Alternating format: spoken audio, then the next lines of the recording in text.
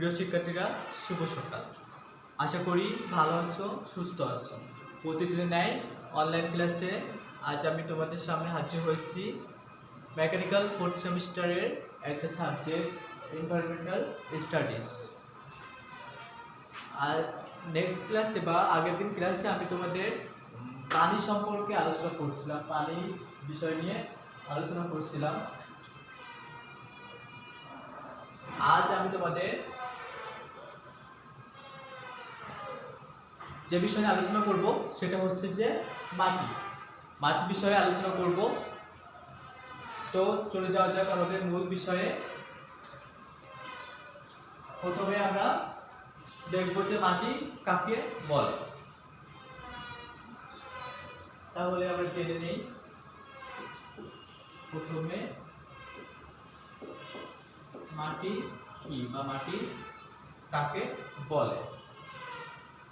Latin শব্দ solium হতে সয় বা বিকৃত শব্দের উৎপত্তি। তাহলে কি ল্যাটিন শব্দ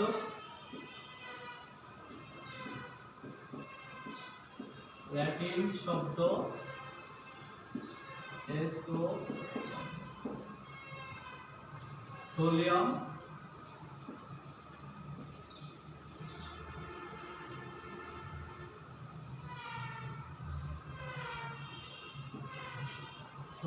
শব্দ হতে সয়েল শব্দের উৎপত্তি।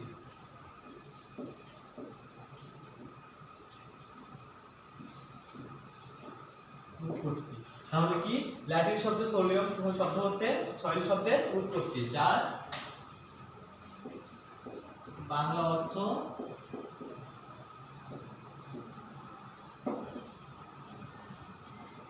মাটি, যার বাংলা অর্থ হচ্ছে মাটি বা মৃত্তিকা।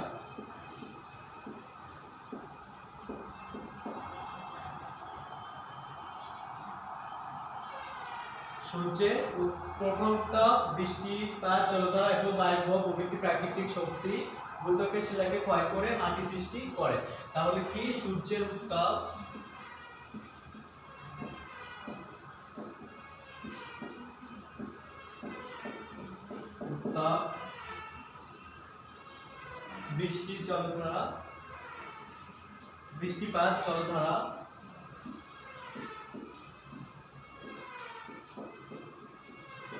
বৃষ্টিপাত, জলধারা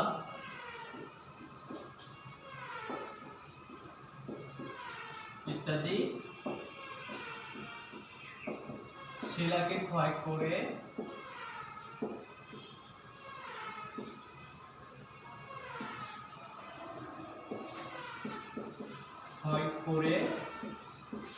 মাটি সৃষ্টি করে।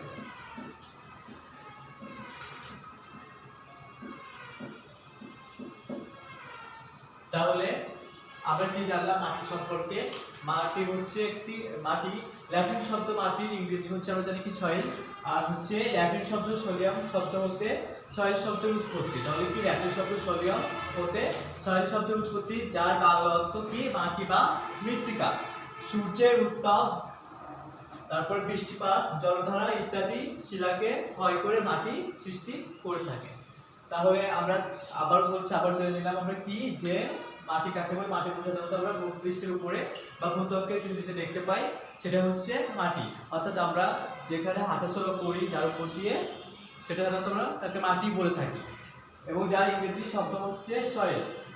কিন্তু ল্যাটিন শব্দ এই সয়েল শব্দ কোথা থেকে আসছে? ল্যাটিন শব্দ সোলিয়াম হতে সয়েল শব্দের উৎপত্তি, যার বাংলা অর্থ মাটি বা মৃত্তিকা। আর মাটি কিভাবে সৃষ্টি হয়?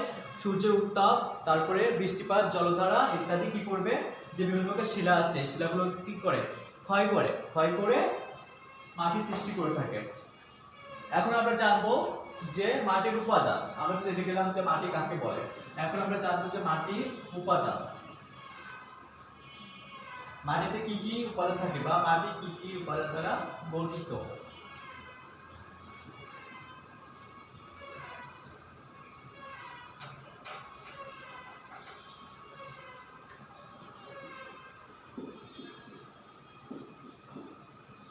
মাটি জেনে নিব মাটিতে কি কি উপাদান থাকে। 1 খনিজ কাঠামো,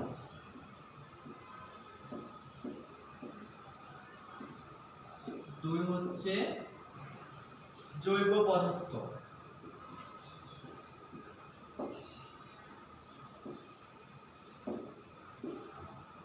তারপর হচ্ছে বায়ু এবং জল।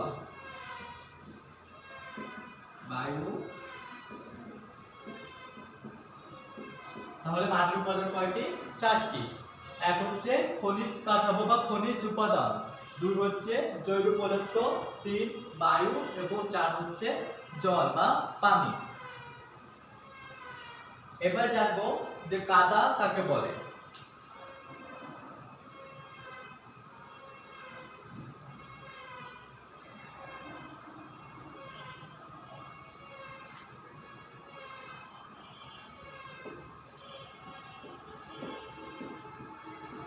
কাদা কি?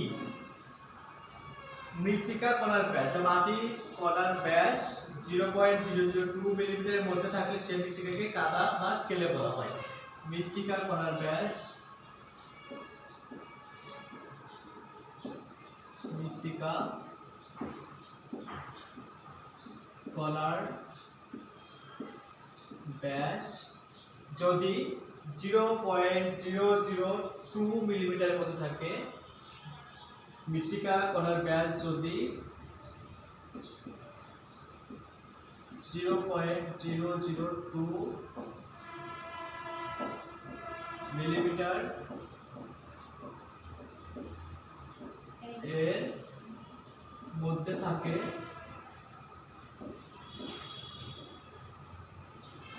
তাহলে ওই মৃত্তিকাকে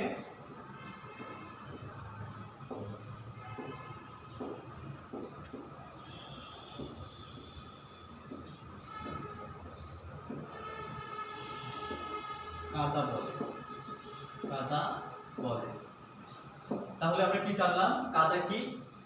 যে মৃত্তিকা কণার ব্যাস, অর্থাৎ মাটির যে কণা থাকে ওই কণার ব্যাস যদি 0.002 মিলিমিটার এর মধ্যে থাকে তাহলে ওই মৃত্তিকাকে আমরা কি বলবো?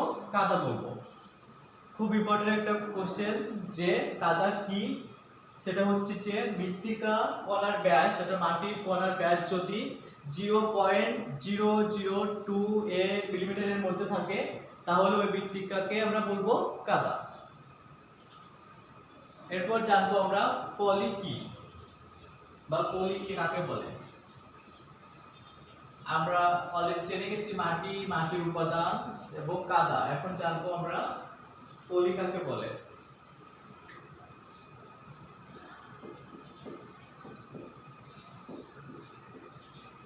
পলি কাকে বলে? মৃত্তিকা কণার ব্যাস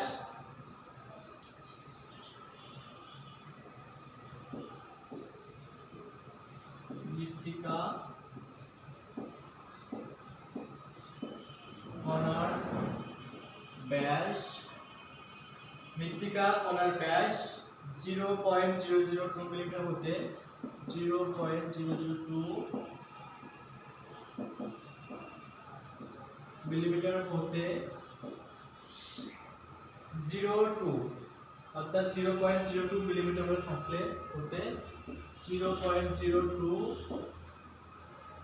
মিলিমিটার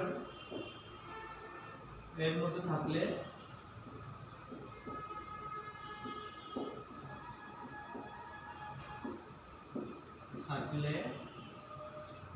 ওই মৃত্তিকাকে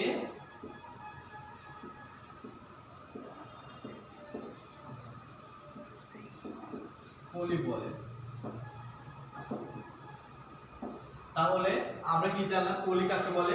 মৃত্তিকা কণার ব্যাস যদি 0.002 হতে 0.02 মিলিমিটার এর মধ্যে থাকে তাহলে তাকে আমরা বলবো পলি। আর একটু আগে জেনে গেছি কি আমরা কাদা কাকে বলে? মৃত্তিকা কণার ব্যাস যদি 0.002 মিলিমিটার এর মধ্যে থাকে তাহলে ওই মৃত্তিকাকে আমরা কাদা বলি। আর পলি কি? মৃত্তিকা কণার ব্যাস যদি 0.002 হতে 0.02 মিলিমিটারের মধ্যে থাকে তাহলে ওই মৃত্তিকাকে আমরা কি বলবো? পলি বলবো। এবার আমরা জানবো নুড়ি কাকে বলে। এখন আমরা জানবো যে নুড়ি কি।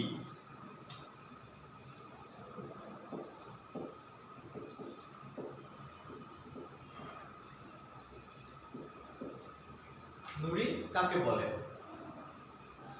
মৃত্তিকা কণার ব্যাস 2 মিলিমিটারের বেশি হলে তাকে কাকর বা নুড়ি বলে। মৃত্তিকা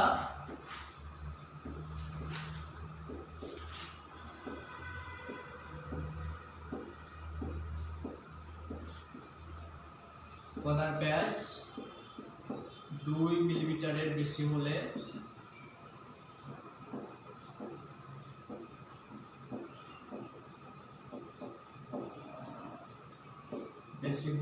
ওই মৃত্তিকাকে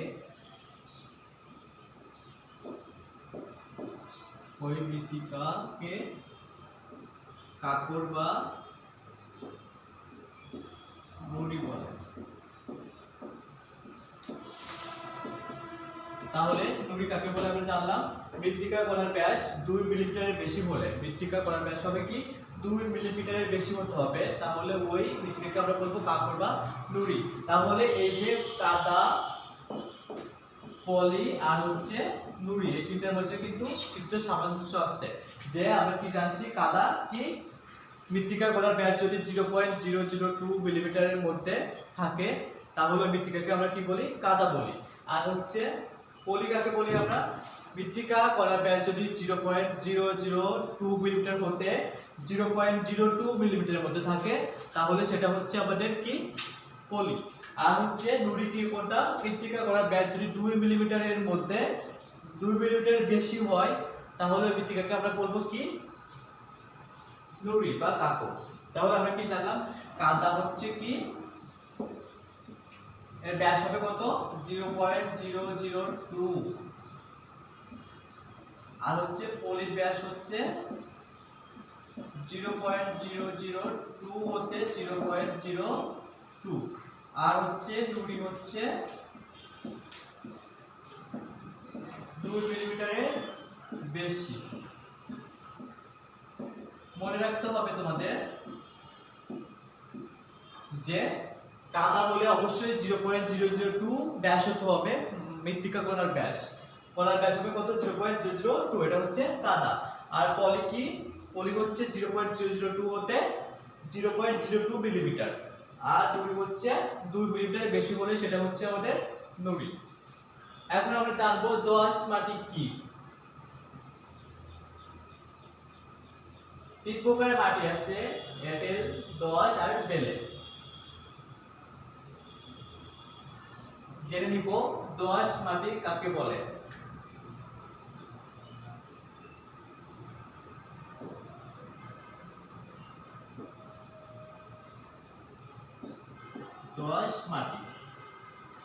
দোআঁশ মাটি কি, মধ্যবর্তী আয়তনের সমপরিমাণ কাদা ও বালিকণা মিশ্রিত মৃত্তিকাকে আদর্শ মৃত্তিকা বলে।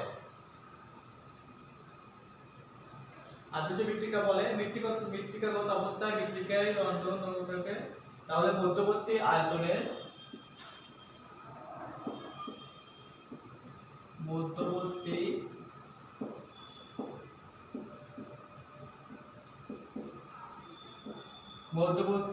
আয়তনের সমপরিমাণ কাদা,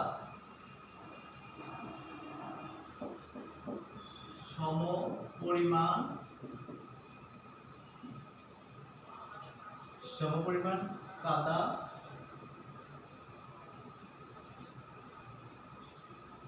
বা বালিকা মিশ্রিত বা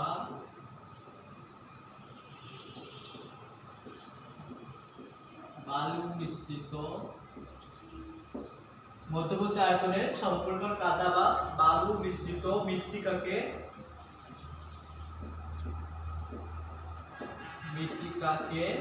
আদর্শ মৃত্তিকা বলে। আমরা কিন্তু এই দোআঁশ মাটির সংজ্ঞা বলতে একটা সংজ্ঞা পেয়ে গেছি। আদর্শ মৃত্তিকা কাকে বলে, মধ্যবর্তী আয়তনের সমপরিমাণ কাদা ও বালু মিশ্রিত মৃত্তিকাকে কি বলবো আমরা, আদর্শ মৃত্তিকা। আদর্শ মৃত্তিকাগত অবস্থায়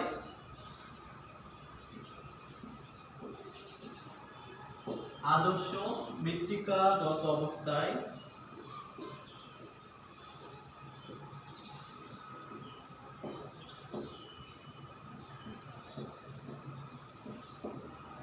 আদর্শ মৃত্তিকাগত অবস্থায় রন্ধ্র বহুল নরম মৃত্তিকায়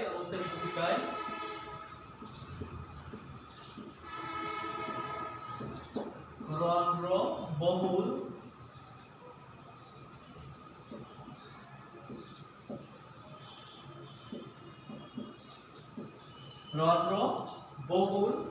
নরম গঠন তৈরি হলে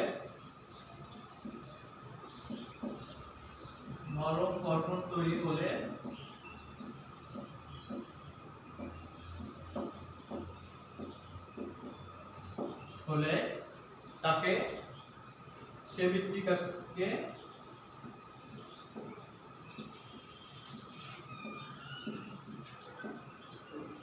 দোআঁশ মাটি বলে।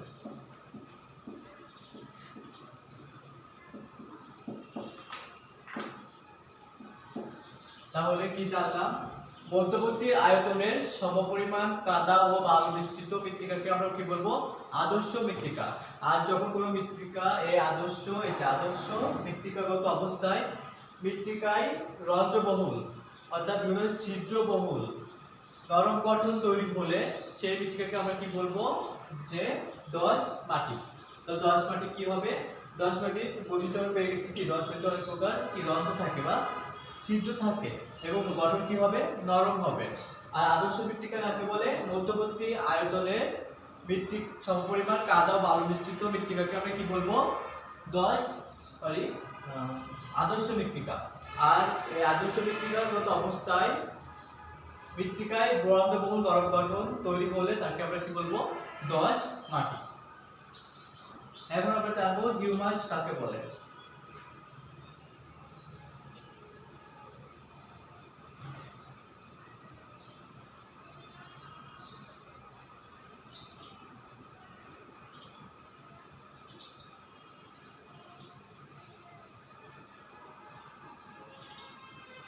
জেনে নিব হিউমাস কাকে বলে।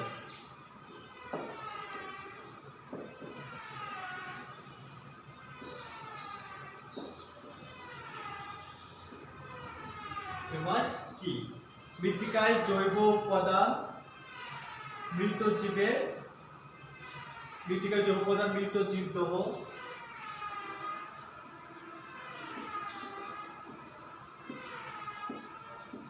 মৃত্তিকায় জৈব উপাদান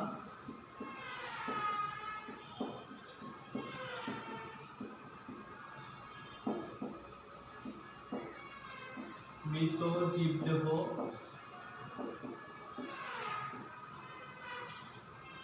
জীবদেহের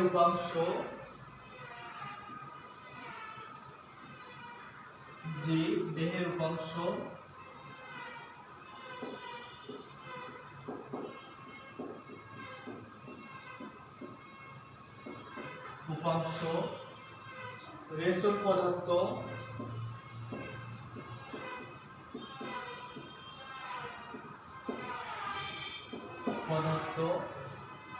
এবং বর্জ্য পদার্থের ক্ষয়জড়িত এবং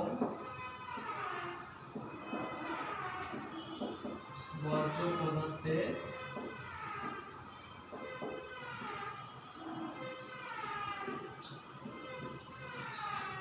ক্ষয়জড়িত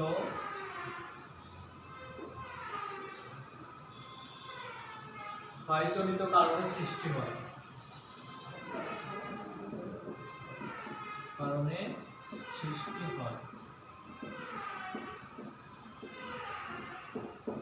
সৃষ্টি হয়। মৃত পদার্থ সমূহ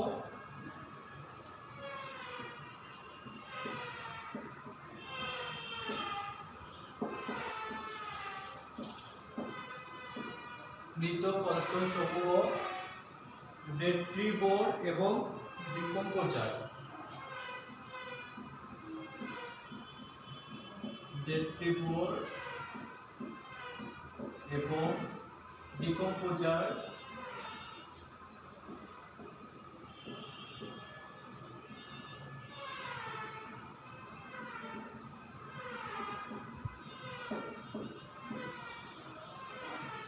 ডিকম্পোজার দ্বারা আংশিক বা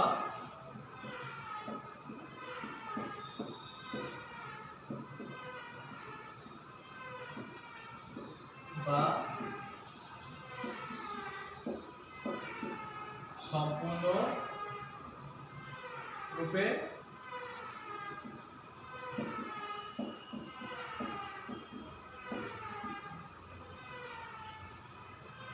ডিকম্পোজিত হয়।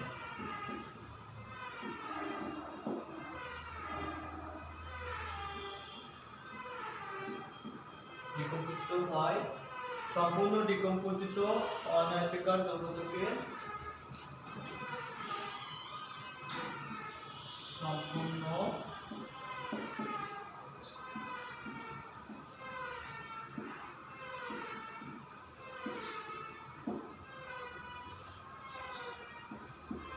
পদার্থকে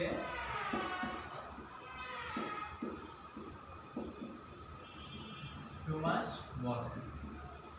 তাহলে হিউমাস কি আমরা জানলাম যে প্রথমে সংজ্ঞায় কিন্তু জৈব উপাদান কি এটা বলে দেওয়া হয়েছে। মৃত্তিকায় জৈব উপাদান হচ্ছে কি কি? মৃত জীবদেহ, জীবদেহের উপাংশ, রেচন পদার্থ এবং বর্জ্য পদার্থের ক্ষয়জনিত কারণে সৃষ্টি হয়।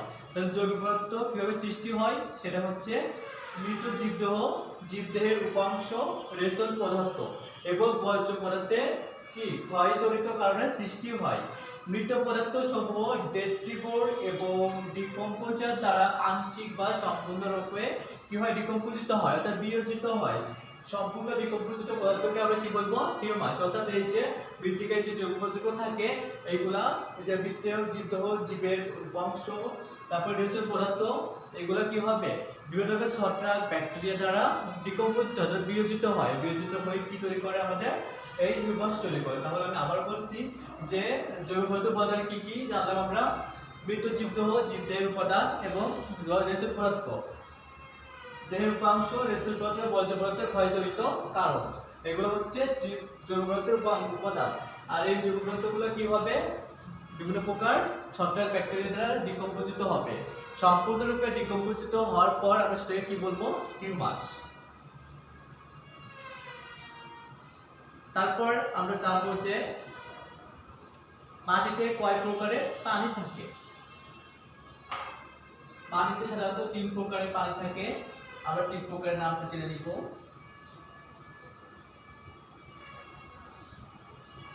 মাটিতে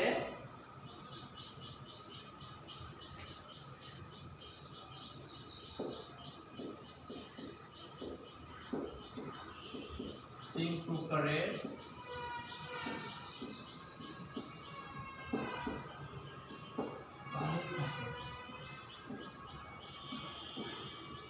নামগুলো আমরা জেনে নিব। এক হচ্ছে হাইগ্রোস্কোপিক পানি,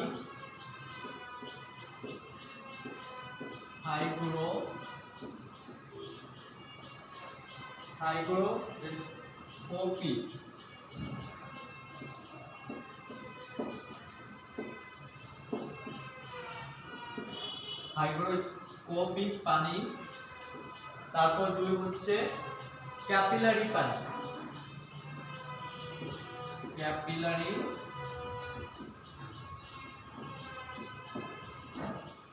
পানি। 3 হচ্ছে গ্র্যাভিটেশনাল পানি, গ্র্যাভিটেশনাল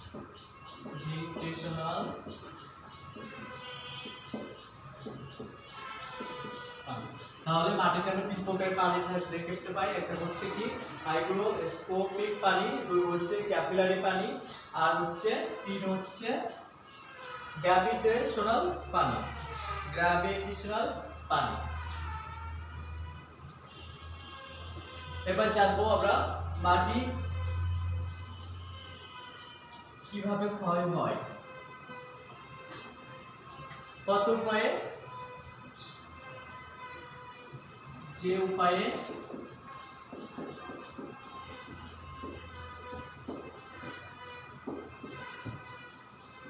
মাটি ক্ষয় হয়।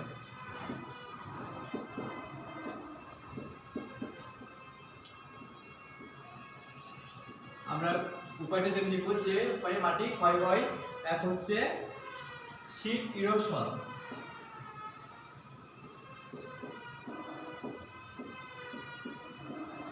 শীত ইরোশন, ইরোশন মানে মাটি ক্ষয় বা ক্ষয়।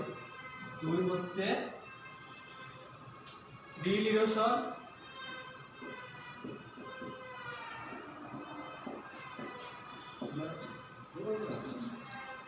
তিন হচ্ছে গালি ইরোশন।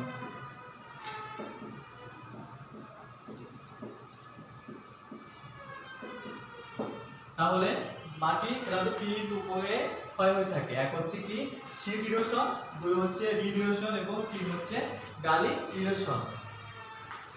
এখন আমরা জানবো যে মাটি ক্ষয়ের কারণ কি। মাটি ক্ষয়ের কারণ বা মৃত্তিকা ক্ষয়ের কারণ। মৃত্তিকা ক্ষয়ের কারণ এক নাম্বার আছে যে অরণ্য ধ্বংস করা। অরণ্য ধ্বংস করা বা বন জঙ্গল অরণ্য ধ্বংস করা। অরণ্য ধ্বংস। দুই হচ্ছে কি আধুনিক কৃষি পদ্ধতি।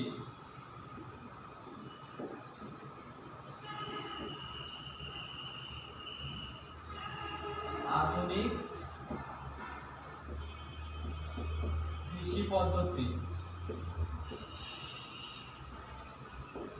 তিন হচ্ছে গোচারণ। গোচারণ অর্থাৎ গরু চারণ।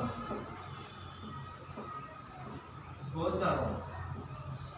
চার হচ্ছে যে ত্রুটিপূর্ণ উন্নয়নমূলক পরিকল্পনা। ত্রুটিপূর্ণ উন্নয়নমূলক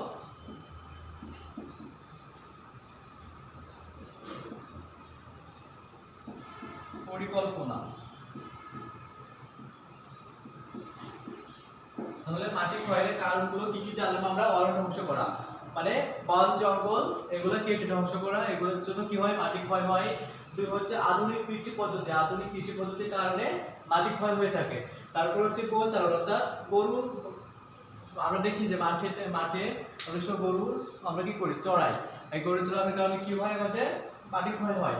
চার হচ্ছে ত্রুটিপূর্ণ উন্নয়নমূলক পরিকল্পনা অর্থাৎ মাটিতে উন্নয়নমূলক পরিকল্পনা করতে গিয়ে যেখানে ত্রুটির সম্মুখীন হতে হয় বা ত্রুটিপূর্ণ পরিকল্পনা চালানো হয় সেখানে কি মাটি ক্ষয় হয়ে থাকে।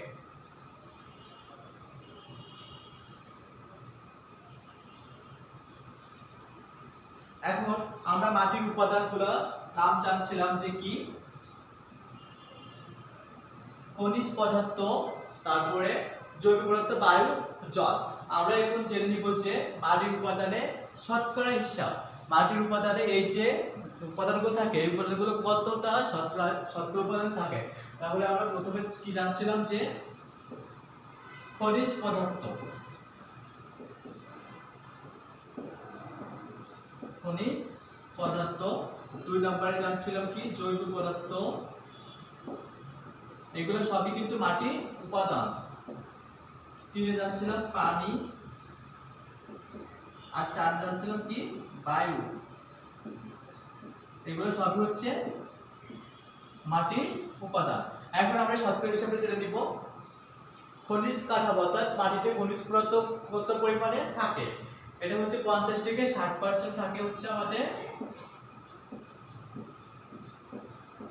50 থেকে 60% থাকে হচ্ছে মাটিতে খনিজ পদার্থ। তারপরে জৈব পদার্থ থাকবে কত 10%। তারপর পানি থাকবে 25 থেকে 35%। পানি হচ্ছে 25 থেকে 35%। আর বায়ু থাকবে কত 15 থেকে 25%। 15 থেকে 25%। তাহলে আমরা মাটির উপাদান জানি চারটা খনিজ পদার্থ, জৈব পদার্থ, পানি আর বায়ু। এর শতকরা হিসাব হচ্ছে কি খনিজ পদার্থ থাকবে কত 50 থেকে 60%, জৈব পদার্থ থাকবে কত 10% পর্যন্ত, বায়ু কম বেশি থাকতে পারে, পানি হচ্ছে 25 থেকে 35%, আর হচ্ছে বায়ু 15 থেকে 25%। প্রিয় শিক্ষার্থীরা, আজকে আমরা যে বিষয়গুলো আলোচনা করলাম সেটা হচ্ছে মাটি, মাটির উপাদান, কাদা, তারপরে পলি, নুড়ি, দোআঁশ মাটি, আর হচ্ছে হিউমাস। এরপর আমরা যে বিষয়গুলো জানছি, মাটি ক্ষয় বা মাটির কত ধরনের পানি থাকে, মাটি ক্ষয় কত প্রকার, আর হচ্ছে মাটি ক্ষয়ের কারণ। শেষে লাস্ট আমরা জেনে গেছি যে মাটির উপাদানের শতকরা হিসাব।